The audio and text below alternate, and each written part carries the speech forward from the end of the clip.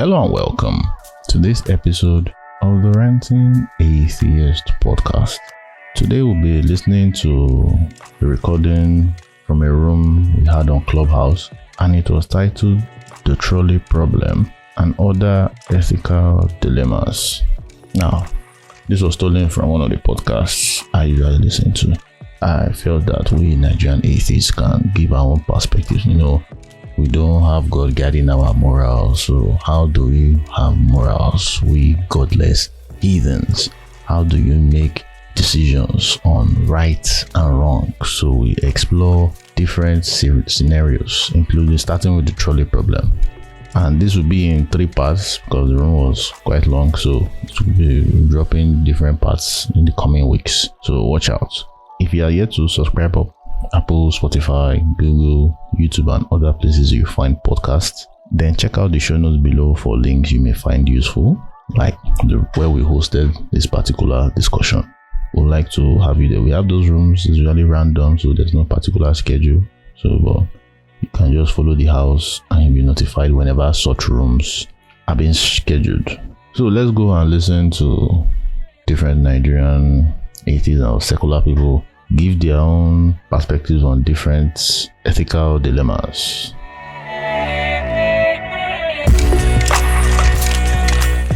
Cavalry greetings, love and light, everybody. Let somebody shout hallelujah. Is that Adeboye? It can only be him. My daddy said that somebody. Mashallah, mashallah, brethren.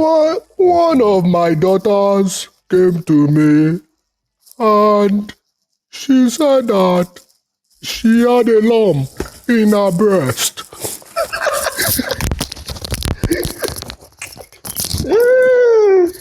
When you go to such prayer meetings, it's always somebody else that's getting the miracle. It's never you. When does it go? Where be my old thought? When? So I told her to go and shit and keep the shit so that I can bless it. Are you serious? Of course not. It's a parody. It's a parody. Oh, serious? How old are they now? Alright, long time, my buddy.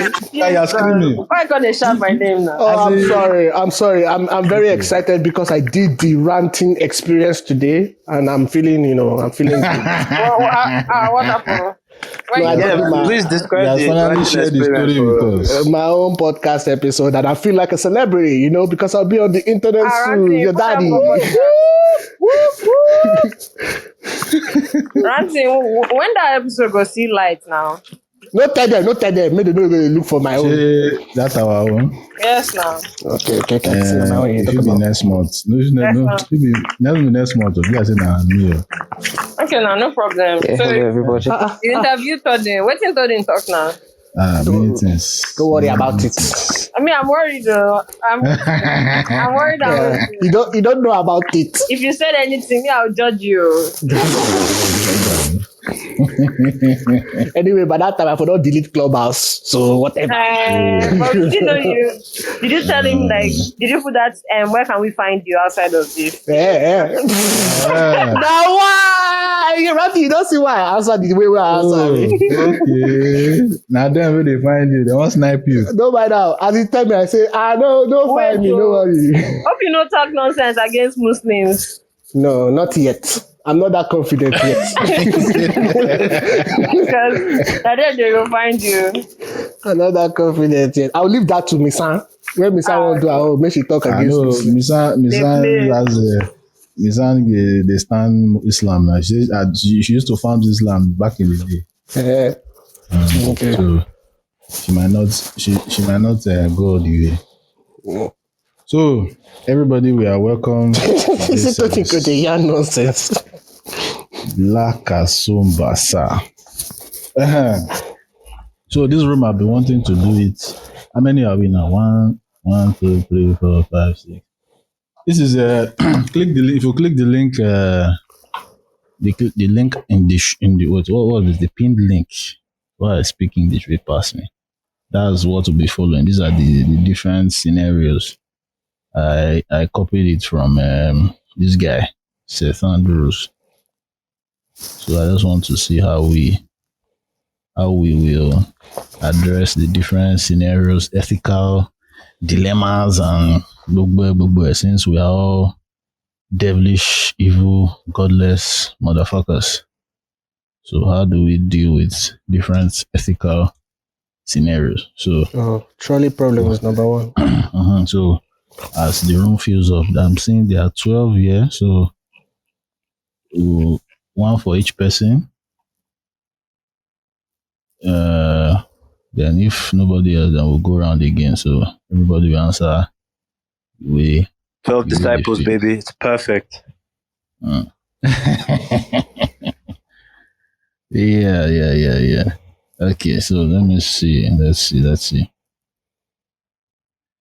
Miss-san, you're welcome into our midst. It's good to have you in our midst. Leko Sabakada. Hi, everyone. Lasunda Kasimba Laranda.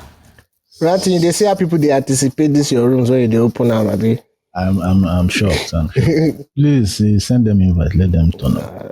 Let us do the Lord's work. The Holy Spirit is moving. So we will begin. So let's start with PTR order. So Saint Michael will go first, then Jacob, and like that till we go around. Maybe the Lord will touch Brother Ziatali to rise and join us. But nothing do you. So the trolley problem and other ethical dilemmas. I'm sure a lot of us have seen this trolley problem. Like a lot of us have seen it. Different diagrams have explained it. So let me read the scenario. Okay, David is here too. All right, so the first scenario is the trolley problem. A train is barreling down the tracks, and then... Sorry, wait first. Ranting. Zetali said he's been raising his hand or something. I've sent him invite now. I've invited him on stage now. You know they say, huh? Okay. Mashallah. Mashallah. All right, so...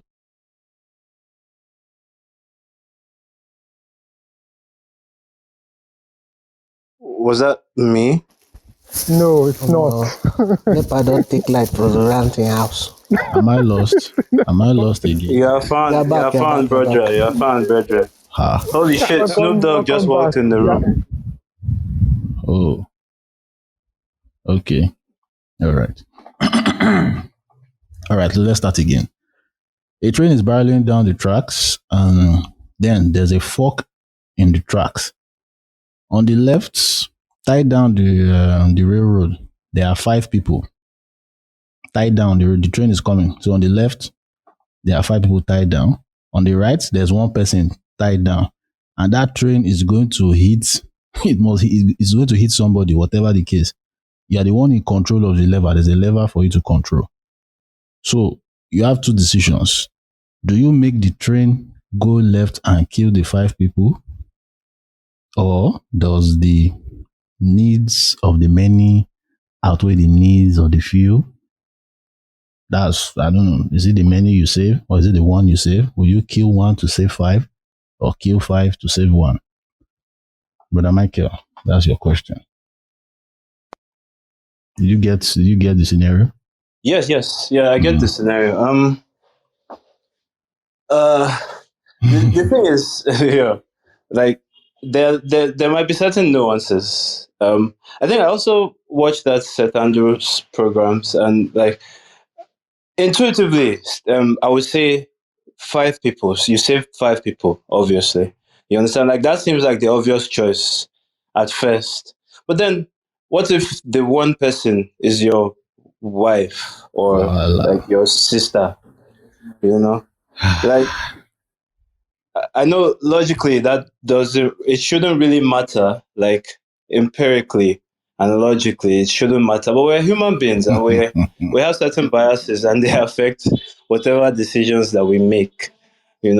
So I would just like to say, like, I would choose, like, I think ideally that I would choose the five, but I don't know what it would look like in real life. That's really my answer. Like, I believe, I would like to believe that in my heart I would choose the five people. Like, I believe that very strongly. But guy, now when the matter show itself, As we go know which one go. So by the time when you see person will make sense for one side like this, and maybe the five people on the other side are like people you don't like, or people that you believe have done bad things or whatever. You understand? Like yeah.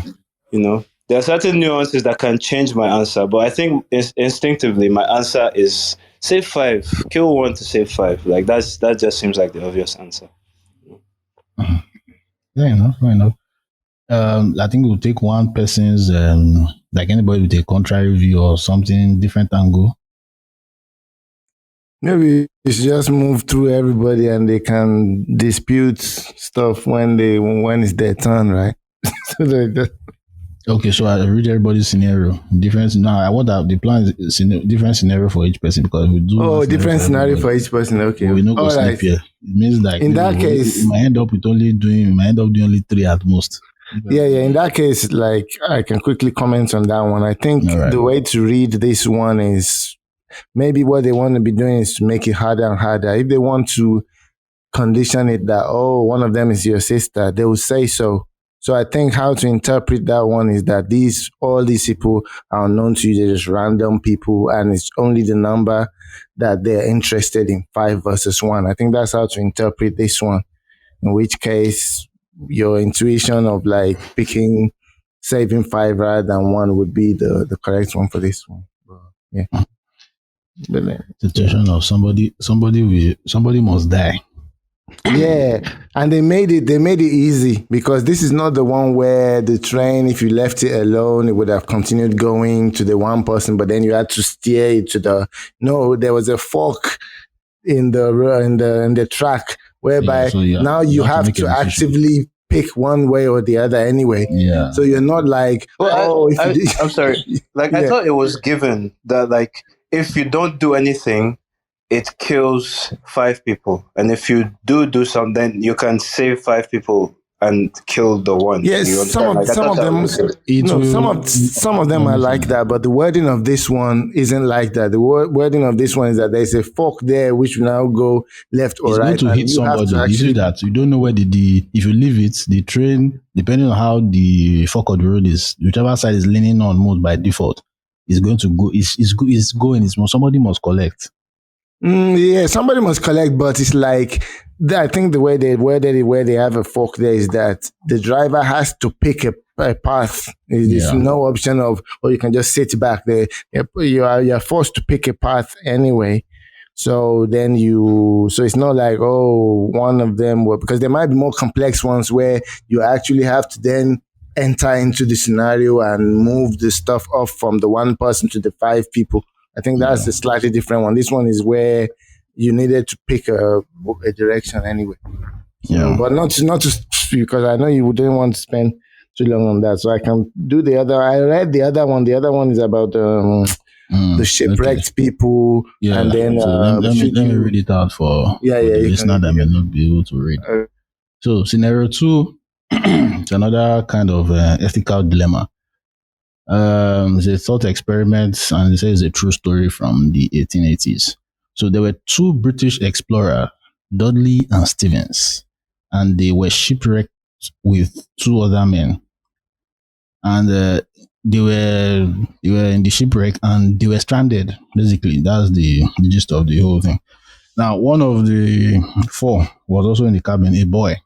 The boy got really sick. He fell into a coma. That's what they assumed. There was no way he fell into the coma, then being shipwrecked. There was no way for him to survive. Now, these 4 men, they don't have enough food to eat. Specifically, the 3 men that are still conscious, they don't have enough food. And thinking that the cabin boy, there's no way for him to survive. They wanted to kill him and eat his body so that they will survive. Now, when they were rescued, after doing this, according to the story, they took these 3 guys to court. they, and they got very lenient sentence because at the end of the day, they were trying to survive. That's the way the whole scenario is.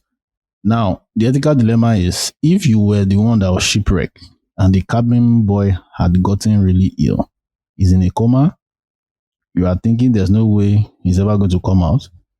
He's probably a few days from dying. Would you finish him off? Would you finish him off and use him as food to survive for yourself? Yeah. My intuition would be that would be wrong to actually then kill the person that's not dead yet, at least. But who can tell what you would in fact do if you were faced with that and you were very hungry and stuff? So you can differentiate between what you might actually do if you were, or what you actually think is actually the right thing to do. The right thing to do is that this is still another person, right? So what would Jesus do? Like, so that's what my intuition would tell me here, that it would be like, if there's anything like right and wrong, it seems like that would be like classified as wrong to actually like finish them off. Like, Any other person wants to add to it? Yeah, I think so I think that the reason why more human beings aren't cannibals is because society frowns on it. And if cannibalism was a little bit more accepted, right, than the direct stigma it has right now, a lot more people would eat others. Because what is like the real reason not to eat another human being, right? Like, it's all morality policing at best. Other animals eat each other, eat themselves, and humans seem to have this weird, Lions don't eat lions, do they? I don't know what the lions be doing, but I know I've actually seen a video that debunked that. They don't? The lions don't eat lions. So. I've seen a video of that. Can we check? Were they in a desperate situation? For you to eat a human being, this is a desperate situation. I personally, I kind of empathize with the guys having to make such a horrific decision, but possibly they've been starving for 2 weeks and they've been lions to eat themselves. Yeah, so they do eat themselves. I just checked. In that period in time, not only will I eat that child, but I will even spice them up and turn them into soya. Because if you're hungry, you do what you got to do. Yeah, you said. You said one of the reasons we're not cannibals is because society frowns upon it. No, I don't think that's the only case. I think because we are intelligent enough to have developed empathy. Mm-hmm. That's one reason we don't. In this particular situation, the idea of empathy holds no water. Because let's say, I know that the child in this situation here is in the coma, right? But there are cultures within humans that do eat dead people. Or at least in some type of ceremonial way, right? Are you saying these people are less developed and lack empathy? No, I didn't say that. I said saying the only reason we're not cannibals is because society frowns on it. It's half of the answer.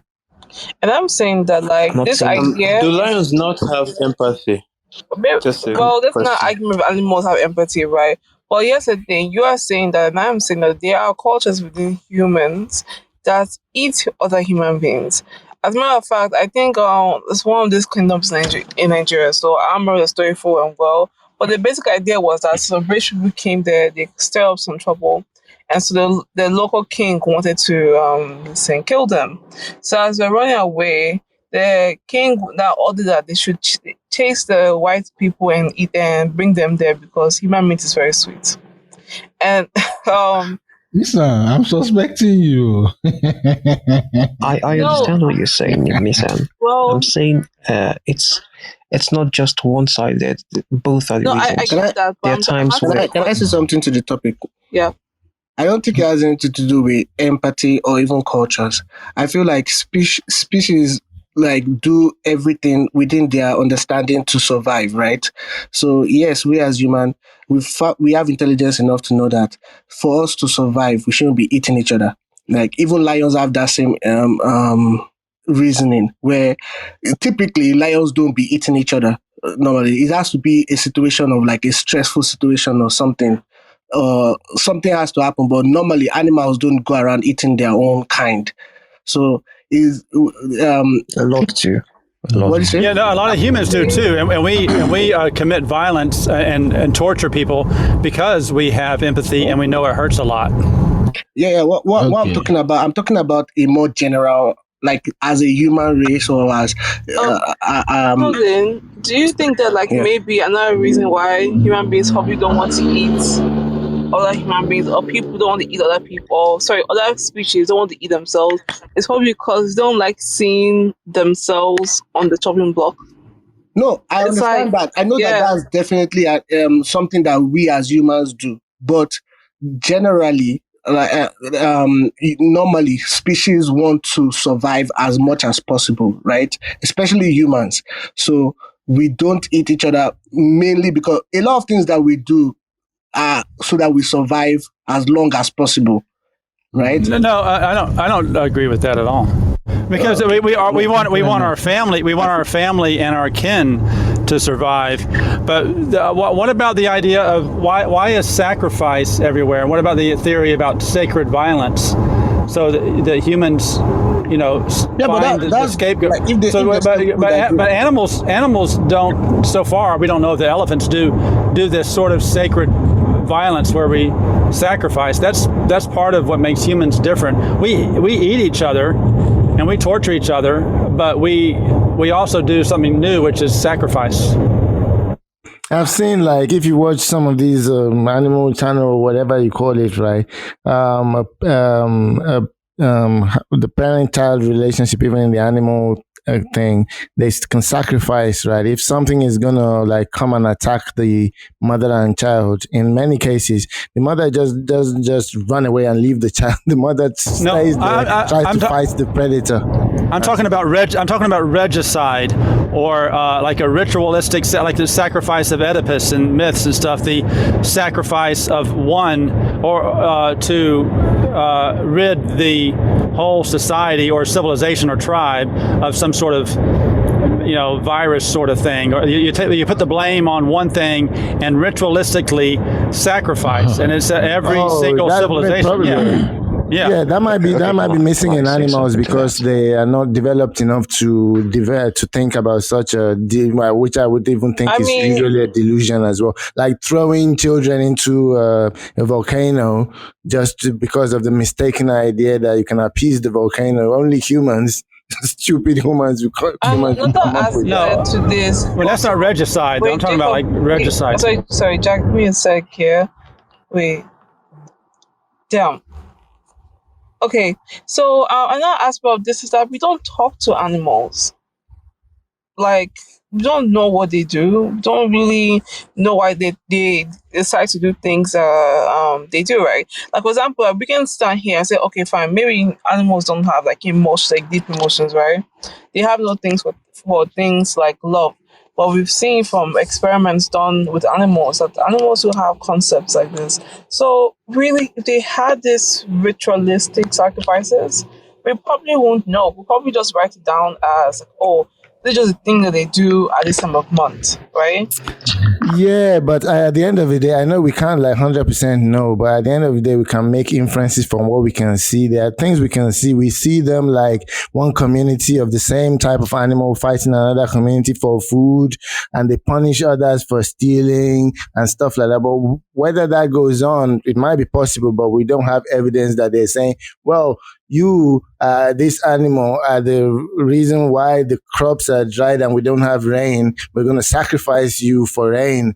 like there's no evidence, so we shouldn't think that maybe it is happening. But if we don't have evidence for that, I think you can say we should remain agnostic, but I'll go further and say that we probably need, if there was evidence of that, we probably would see that. I think. So this okay. Wait, hold on. Let's go to another scenario. There's another chopping scenario, cannibalism scenario. Let's do the third one so that then we answer that one. Then we'll discuss that one too. Yeah, so this one is a rugby team. They were flying to Chile and the plane crashed in the Andes. Is it Andes mountain or is it mountain, Abi? So, and there's like 45 people on the plane and several people do not survive. Some people are stuck on the mountain for 2 months and they run out of food. That's the survivors run out of food. The snow starts melting, they start drinking the water. But at some point, they become desperate for survival. They start eating pieces of the dead. Oh, seeing fucking irritating. Like, they started eating pieces of the dead. But now when they got back, they started getting vilified as cannibals. Like, how could you do this? This is inhumane, blah, blah, blah, blah. But after all the dust settled, everybody started to realize that they did what they had to do to survive. So if you were in their shoes, if you were a survivor in that plane crash, and we've gotten to the point where you have exhausted all the food in the plane that survived along with you, would you eat dead body? Go chop the meat of the dead? Would you? Today? You go chop? I probably will, to be honest. Like, so Bon appetit. yeah, like I would enjoy it, but I would, because again, like we just want to survive any way we can, right? Like you when you're hungry, when they say when you're hungry, don't go to the grocery store, right? Because you buy a lot. We don't think straight when we're hungry, right?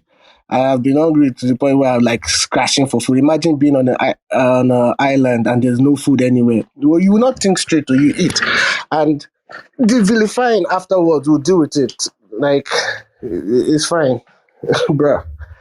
I was actually, there's one concert. This singer came to Toronto. I forgot what his name is, but it was part of the people that went through the desert to get to, I think it was Paris, right? He went from like Northern Africa, and a lot of his friends died, and they were stuck in the desert. He said he had to heat, Jesus, eat. That shit used to sneak up on me sometimes. He had to eat one of his friends, right? His blood like that died, and he was the one telling the story in his concert in Toronto, right? And people were sympathetic to him because they felt like he's the one who even went through the true shit, because his friend is dead. Like, it's not as if the friend is suffering or anything, but he had to survive. So I feel like anybody who's judging those people, they're the ones who have a problem. Do you guys know that there's a trend of new mothers eating a placenta? Yeah, I heard about that. They do it in Nigeria. Yeah, it's very interesting. Some people turn it to capsules and stuff like that. Yeah, eating up their what? Their placenta after they give birth. What? So yeah, they dry it and then they like turn it into powder and use it for smoothie. Yeah. Any reason in particular?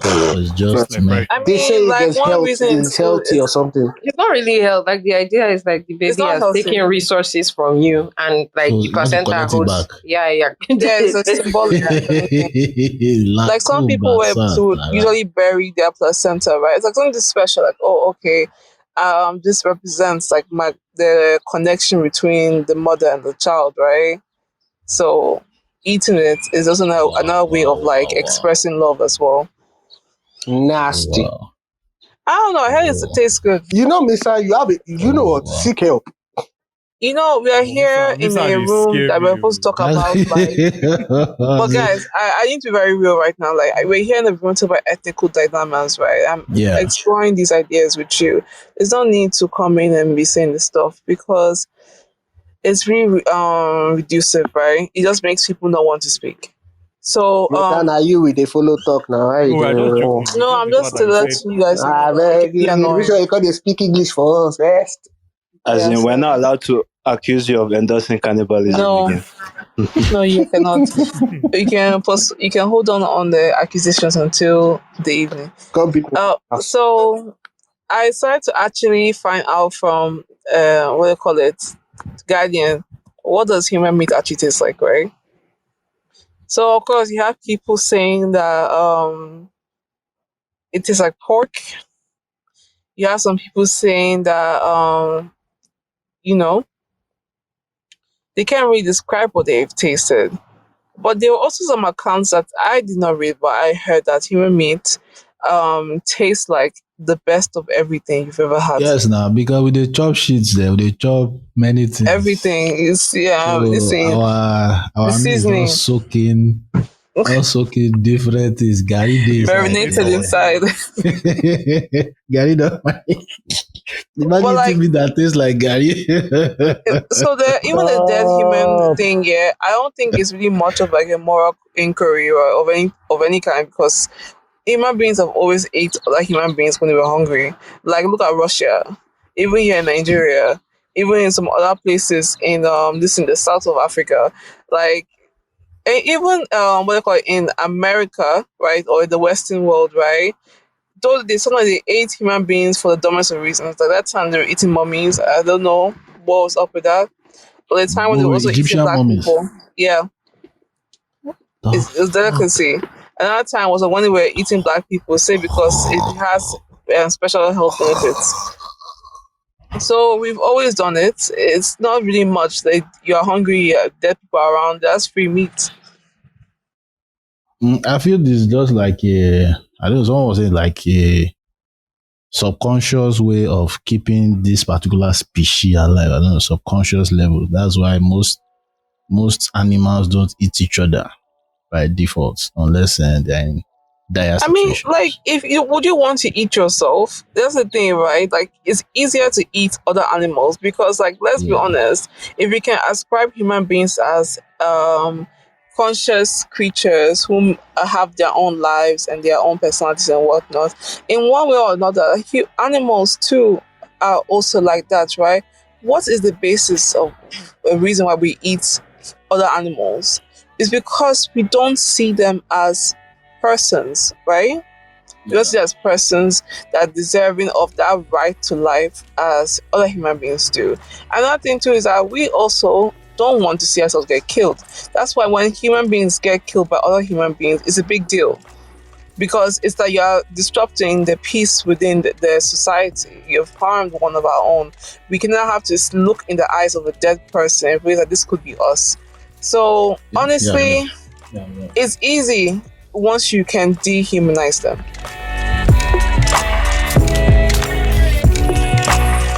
Thank you for listening to this episode. Please subscribe up Apple, Spotify, Google, YouTube, and other places podcasts are available.